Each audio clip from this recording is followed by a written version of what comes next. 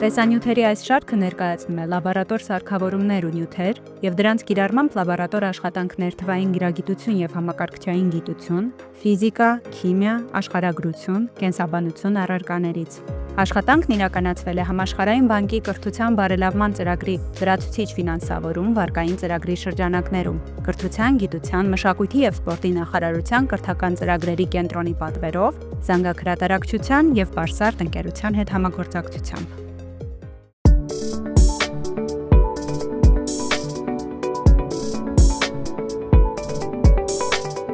Ողջույն։ Այսօր մենք ուսումնասիրենք երիկամի կառուցվածքը և իր կազմի մեջ մտնող տարբեր մասերի միջև փոխազդեցությունները։ Երիկամները լոբաձև օրգաններ են, որոնք կատարում են հիմնականում արտազատական գործառույթ։ Մարդն ունի երկու երիկամ՝ մարմնի աջ և ձախ կողմում։ Երիկամները գտնվում են որովայնի խոռոչում, հետին պատի մոտ, 12-րդ կողոսկրի տակ։ Դրանք մոտավորապես մարդու ձեռքի չափ են։ Բացի արտազատությունից, երիկամները իրականացնում են նաև մի շարք կարևոր գործառույթներ։ Արյունը զտում են կենսագործունեության արգասիքներից, արտադրում են հատուկ հորմոններ, որոնք խթանում են արյան կարմիր բջիջների սինթեզը, կարգավորում են արյան ճնշումը, կարգավորում են օրգանիզմում կալցիումի քանակը։ Յուրաքանչյուր երիկամում կա շուրջ 1 միլիոն նեֆրոն։ Նեֆրոնները մազանոթների և խողովակների ցանց են, որտեղ տեղի է ունենում արյան զտումը։ Նեֆրոններով անցնելիս արյան մեջից զտվում և առանձնանում են աղերը, թունավոր նյութերը և կենսագործունեության արգասիքները։ Արդյունքում արտադրվում է մեզ։ Երիկամի ուսումնասիրությունը կիրականացնենք ոչխարի երիկամի օրինակով։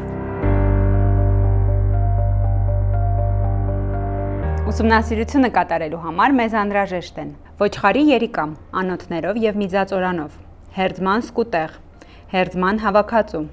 6%-անոց 10 մլ ջրածնի պերօքսիդի լուծույթ, կաթոցիչ, խոշորացույց, բժշկական ձեռնոց, պինցետ և զոնդ։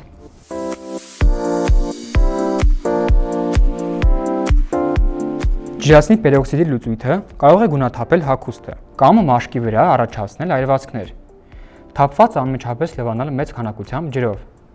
Գործիքները և տախտակները պետք է մաքրել ախտահանիչ նյութով։ Կենսաբանական նմուշի մշակումից հետո լվանալ ձեռքերը։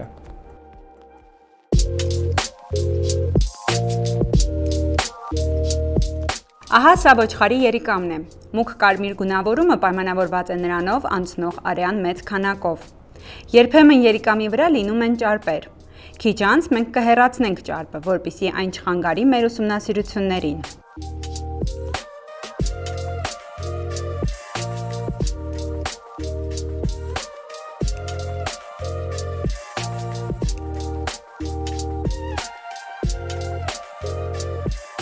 Ինչպես տեսնում եք, երիկամը շրջապատված է թաղանթով, որը կարծես թափանցիկ պատյան լինի, այն կոչվում է պարկուճ։ Հիմա մենք երիկամը կհանենք պարկուճից և այն կտեղավորենք սկուտեղի վրա։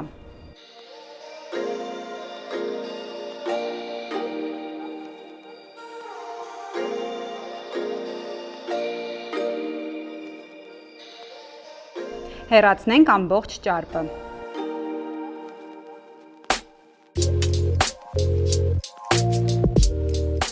Երիկամի գոգավոր մասը անվանում ենք դրունգ։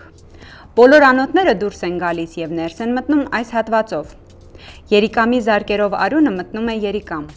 Երիկամային երակը նույնպես այս հատվածում է։ Այն արդեն զտված արյունը դուրս է հանում երիկամից։ Այստեղից դուրս է գալիս նաև միզածորանը։ Այն մեզը դուրս է բերում երիկամից։ Նշտարով կատարենք եզրային կտրվածք երիկամի ուռուցիկ մասից, դրունգին հակառակ։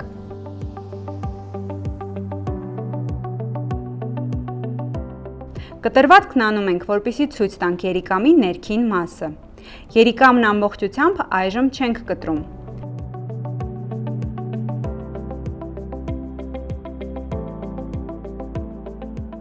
Ներսի մասում երևացող բարակ սպիտակ հյուսվածքը ավազանն է։ Այստեղ է հավաքվում մեզը նախքան դուրս գալը։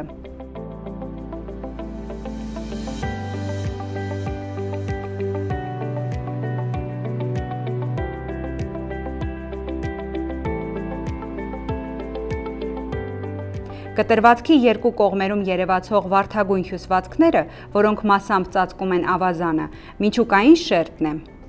Իսկ ահա այս ավելի մուգ հյուսվածքը կեղևն է։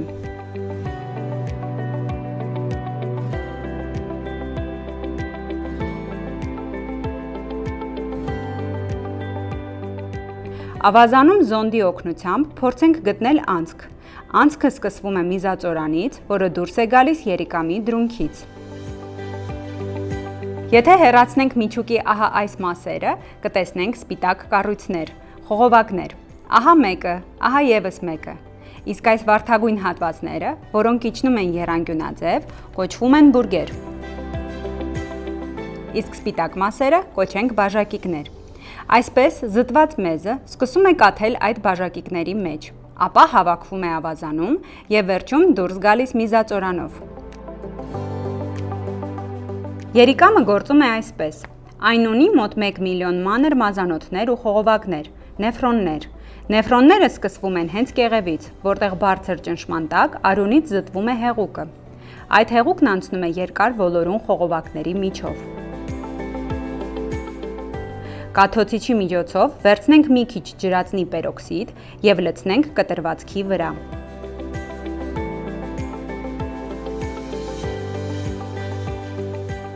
Երբ փրփրումը վերջանում է, տեսանելի կդառնա կեղևի և միջուկի կառուցվածքային մասերը։ Ջրածնի պերօքսիդը քայքայվում է կատալազ ֆերմենտի ազդեցությամբ, որն այստեղ առկա է։ Քայքայվելիս առաջանում են թթվասնի պղպջակներ և ջուր։ Այդ թթվասնի պղպջակները սեղմվում են նեֆրոնների մեջ և դա թույլ է տալիս մեզ տեսնել դրանց գտնվելու վայրը։ Արդյունքում երիկամի արտաքին մասում տեսնում ենք գծավոր տեսք, որը ձգվում է դեպի վարդագույն հատվածը։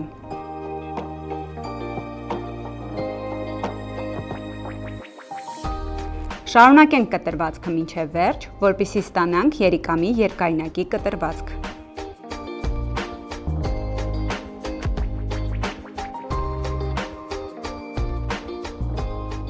Հնարավորինս հետևենք երիկամային զարկերակին,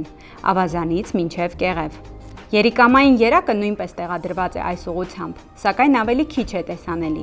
Կեղևային շերտում զարկերակը ճյուղավորվում է սնուցելու համար երիկամային խրձերը և կծիկները։ Կեղևային շերտը գտնվում է երիկամի արտաքին մասում։ Այն խտորեն լցված է նեֆրոնների մազանոթային կծիկներով։ Այստեղ սկսվում է մեզի առաջացման գործընթացը, արյան ֆիլտրացիայի միջոցով։ Միջուկային շերտը տեղակայված է կեղևի ներքևում։ Այն կազմված է երիկամային բուրգերից։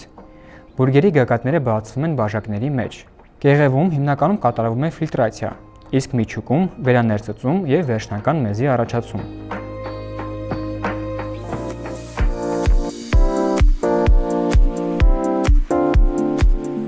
Երիկամը բարդ կառուցվածք ունեցող զույգ օրգան է, որը կազմված է կեղևային և միջուկային շերտերից։ Կեղևը հիմնականում ապահովում է ֆիլտրացիան, իսկ միջուկը մեզի վերջնական ձևավորումը։ Ուսումնասիրության ընթացքում պարզվեց, որ նեֆրոնները կառուցվածքային և ֆունկցիոնալ հիմնական միավորներն են, որոնց գործունեության արդյունքում առաջանում է մեզ։ Արյան շրջանառությունը երիկամներում շատ մեծ է, քանի որ դրանք մշտապես զտում են օրգանիզմի ամբողջ արյան պաշարը և կարգավորում են ներքին միջավայրը։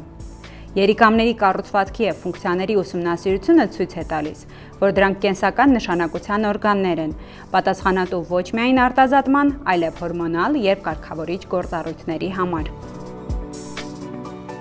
Շնորհակալություն, կհանդիպենք մեր հաջորդ տեսանյութում։